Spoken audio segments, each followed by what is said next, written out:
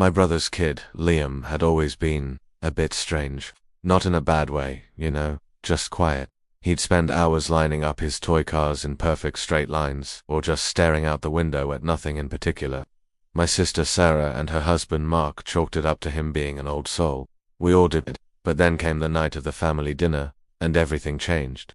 We were all gathered in their cozy suburban New Jersey home. The smell of roasted chicken filled the air, the TV was murmuring in the background, and the adults were chatting over glasses of wine.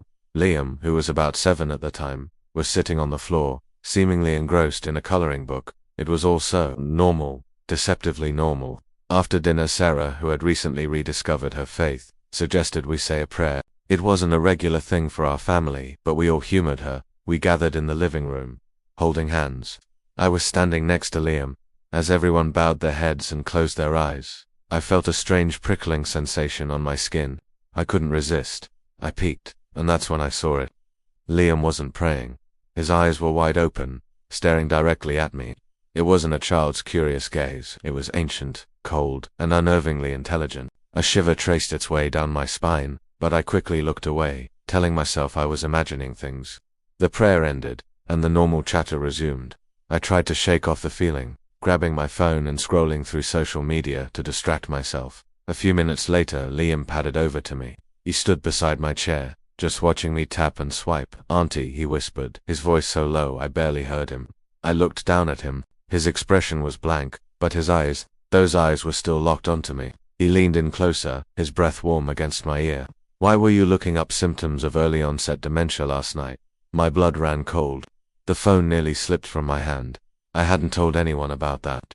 It was a fleeting, late-night anxiety spiral, fueled by misplacing my keys for the 3rd time that week. A stupid, private fear I'd typed into a search bar in the dead of night. How could he possibly know? I forced a shaky laugh. "What are you talking about, sweetie? You must have misheard something on TV." He didn't react. He just continued, his voice a monotone whisper. "And the night before, how to tell if your boss hates you." My heart was hammering against my ribs. This was impossible. These weren't just random guesses. They were my exact, verbatim search queries. Private thoughts I'd never voiced. Anxieties I'd confided only to the silent judgment of the search engine. "Liam, that's not funny," I said, my voice trembling. He just stared. Then the corner of his mouth twitched upwards into a slow, deliberate smile. It was the most terrifying thing I had ever seen. It didn't belong on his face. It was a predator's smile, full of ancient malice and amusement. He leaned in even closer, his whisper dropping to a conspiratorial hiss. "You type like you're afraid." And then he was gone, skipping back to his coloring book as if nothing had happened. He picked up a red crayon and started scribbling, humming a nursery rhyme. I sat there, frozen, the sounds of my family's laughter turning into a dull roar in my ears. I looked around the room. My brother, my sister, her husband, they were all oblivious. To them, he was just little Liam, but I knew better. Something was wearing my nephew's face like a mask, and it had access to my deepest, most secret fears. It had read my digital soul. The days that followed were pure torment. Every time my phone buzzed, I'd jump.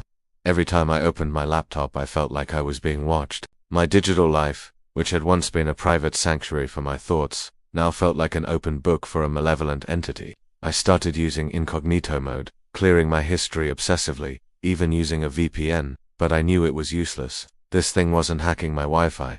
It was in my head, or something connected to it. The fear was constant. What else did it know? The embarrassing medical questions, the lonely searches for old flames, the dark, intrusive thoughts everyone has but never admits to. The next time I saw Liam, I tried to act normal, but he knew. He'd walk by and whisper things under his breath. "Still worried about that mole on your back?" Or, "You spent a lot of time looking at apartments in Seattle." Each comment was a small, precise scalpel cut into my psyche, reminding me that I had no secrets. The worst part was the smile that always followed. That knowing, chilling smile that said, "I see you, I see all of you, and I find your fear delicious." I tried to talk to Sarah. I hinted that Liam was saying strange things, that maybe he needed to see someone. She brushed it off. "He's just got a wild imagination," she'd say, laughing. "He gets it from you." How could I explain? How could I tell her that her sweet little boy was a vessel for something that knew I'd spent an hour reading fan theories about a TV show I told everyone I hated? It sounded insane. I sounded insane. The paranoia began to consume me. I started to see connections everywhere. Was the algorithm suggesting products based on my fears, or was it feeding the algorithm? When a targeted ad for a funeral home popped up after a night of existential dread, I nearly threw my laptop across the room. My life became a prison of my own anxieties, with a 7-year-old boy as the warden. He wasn't just a possessed child. He was the living embodiment of the dark side of the internet. All the vulnerability, all the data we willingly give away, all the private thoughts we think are safe in the digital ether, he was the consequence. The last time I saw him, he didn't even say anything. I was at their house, helping put up decorations for his birthday. He just walked up to me, handed me a piece of paper he'd been drawing on, and walked away. On the paper, in messy red crayon, was a crude drawing of a person sitting in front of a computer screen, and written above it, in shaky, childish letters, was my password. Not my email password, or my social media password. It was the master password I used for my encrypted hard drive, the one I'd never written down, the one I thought was locked away safely in the deepest corners of my memory. I haven't been back to New Jersey since I changed all my passwords, deleted my social media, and even got a new phone and laptop. But it doesn't matter. I know it's still out there, and sometimes, when I'm alone in the dark, scrolling through the endless, anonymous void of the internet, I can almost hear a child's whisper. I feel that cold, ancient gaze on me, and I remember his words. You type like you're afraid. And the terrifying truth is, he's right. I am. I really, really am. Thanks for watching. If you enjoyed this story, don't forget to like and subscribe for more. See you next time.